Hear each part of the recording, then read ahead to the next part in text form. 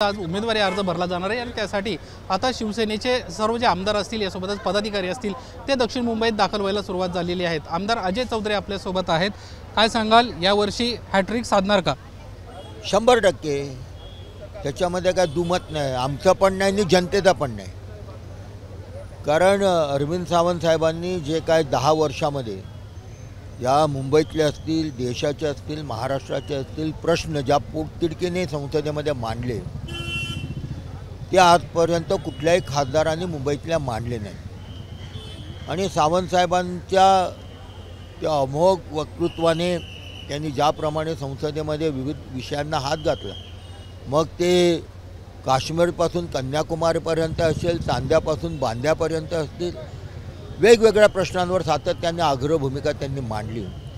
आणि त्याचबरोबर 100% उपस्थित असताना संसदेमध्ये एकमेव खासदार आहेत ते म्हणजे अरविंदभाई सावंत आहेत।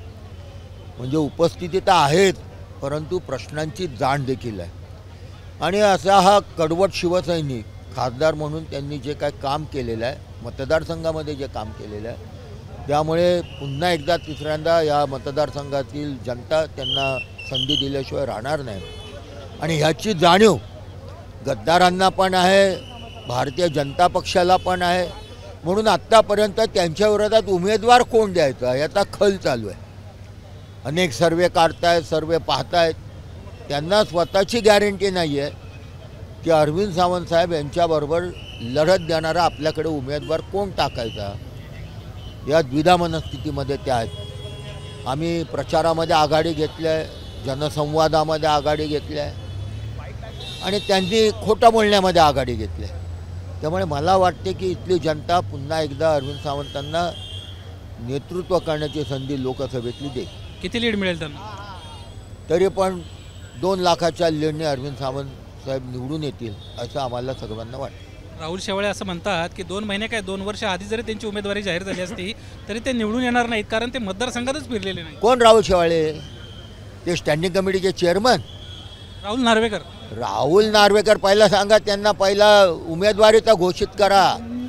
मुळामध्ये मी आपल्या माध्यमातून सांगू इच्छितो की ते माझ्या मतदारसंघामध्ये गृहनिर्माणावरती येतात, आश्वासने देतात, ह्याचं डेव्हलपमेंट करतो, त्याचं डेव्हलपमेंट करतो।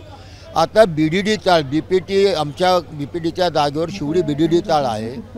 या BDD चाळीच्या पुनर्वसनाबाबत मी गेले 7 वर्ष सातत्याने विधानसभेमध्ये भांडतोय, बैठका घेतल्या। जितेंद्र आव्हाड गृहनिर्माण मंत्री असताना त्यांनी केंद्र सरकारला प्रस्ताव दिला, ही जागा आम्हाला सरकारला हस्तांतरित करा, याचे पैसे आम्ही भरायला तयार आहोत, तरी त्याच्यावर निर्णय घेतला नाही। आता ह्या राहुल नार्वेकरांचा बहुतेक विभाग हा BPTच्या हद्दीत येतो। त्यांना सांगा पहिला त्यांचा पुनर्विकास करा। ते येऊन तिथे सांगतात BDD चाळीचा पुनर्विकास मी करणार। अरे काय पण येऊन खोटं बोलता।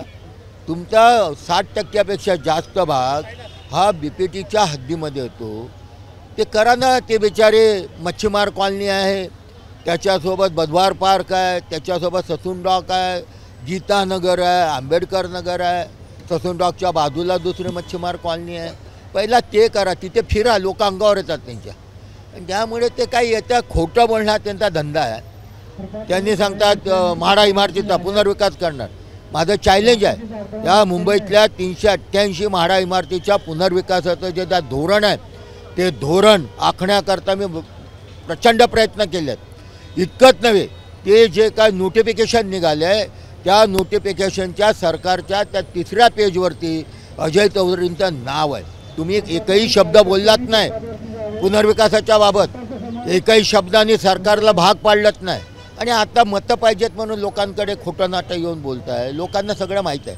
त्यांना सांगा पहिला तुम्ही उमेदवारी घोषित करून घ्या आणि नंतर मग आव्हान हे नंतर द्या। त्यामुळे ते काय म्हणतात त्याला काय महत्त्व नाही। आणि ते जर राहिलं ना तर आज तुम्हाला सांगतो, मुंबईतली ना या महाराष्ट्रातली जनता बाळासाहेबांची शिवसेना गद्दारांच्या ताब्यात दिली म्हणून त्यांचा सुपडा साफ केल्याशिवाय राहणार नाही। राहू दे उभे, ते बघा काय करते जनता।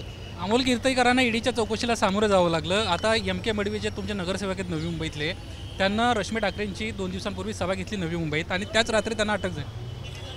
हे सुडाचं राजकारण आहे ना, त्यांच्या पायाखालची वाळू सरकलेली आहे। म्हणून त्या उमेदवाराची मानसिकता खच्ची करण्याकरता ईडी काय, CBI काय, इन्कम टॅक्स हे लावत आहेत. आता रवींद्र वायकरांना ईडीची चौकशी होती ना, आता त्यांनी उमेदवारी घोषित केली, त्यांना परत द्या ना नोटीस, त्यांना का नाही देत? म्हणून आजच शिवसेनेचे जे जाहिराती लॉन्च झाल्या आहेत त्याच्यामध्ये 2 महिला धुणं धुताना दाखवलेल्या आहेत आणि त्या महिला संवाद करत आहेत की बघा आता नवीन वॉशिंग मशीन आलेले आहे, 1,000 कोटीपासून 70,000 कोटीपर्यंत ज्यांच्यावरती भ्रष्टाचाराचे आरोप आहेत ते धुण्याचे वॉशिंग मशीन काढलेले आहे. ही खालची जनतेची भावना आहे, महिलांची भावना आहे. आता छोटी छोटी मुलं खेळतात ना, ते खेळतात ते काय खेळतात? आता ढप्पर पाणी खेळत नाही, चोर शिपाई नाही खेळत, ईडी खेळतात. हे चल आता तुझ्या मागे ईडी लावतो. लोकांना समजलेलं आहे काय आहे नेमकं, तमाशा करून टाकल्यात या यंत्रणांचा. त्यामुळे जनता वाट बघते की कधी एकदा निवडणुकीला आम्ही जातोय आणि ह्यांचा सुपडा साफ करतोय. या सगळ्याच्या करते धरते किरीट सोमय्या यांना काय या निमित्तानं संदेश द्या? आता सांगा त्यांना, ते आता उमेदवार जाहीर केले त्यांच्या विरोधात बोला ना. आता हातोडा घेऊन जा तिथे आणि हातोडा मारा, नाही तर आपल्या कार्यालयाच्या जाऊन कुलपावरती हातोडा मारा आणि सांगा मी ज्याच्यावर आरोप केले त्यांना तुम्ही अधिकृत उमेदवारी कशी काय दिली, जरा तोंड आता उघडायला सांगा. शेवटचा प्रश्न, नारायण राणे असं म्हणतायत की 4 ते 5 खासदार असणाऱ्या उद्धव ठाकरेंवर यांच्यावर बाळासाहेबांचा विश्वास नव्हता. नारायण राणेंचा स्वतःच्या मुलांवरती विश्वास आहे का विचारा पहिला, तो पहिला विचारा. उद्धव साहेबांवरती ऐका, हे त्यांनी बोलण्यापेक्षा बाळासाहेबांनी स्वतः शिवाजी पार्कच्या शेवटच्या सभेमध्ये बाळासाहेबांचे वाक्य जे विचार आहेत हे सांगतात ना, बाळासाहेबांचे विचार घेऊन आम्ही चाललो आहे. त्या बाळासाहेबांचे विचार असे होते की जसं तुम्ही मला आयुष्यभर सांभाळलं तसं माझ्या उद्धवला आणि माझ्या आदित्याला सांभाळा. हे बाळासाहेबांचे विचार तुम्ही नेलेत का, त्या विचारांची प्रतारणा केली, हे पहिला नीट आपल्या मनामध्ये झाकून बघा आणि मग तुम्हाला समजेल की बाळासाहेबांचे विचार काय होते. नारायण राणेंच्या प्रशस्ती पत्रकांची उद्धवसाहेबांना गरज नाही. नारायण राणे 5 पक्ष फिरून आलेले आहेत, स्वतःचा पक्ष विसर्जित करून आलेले आहेत.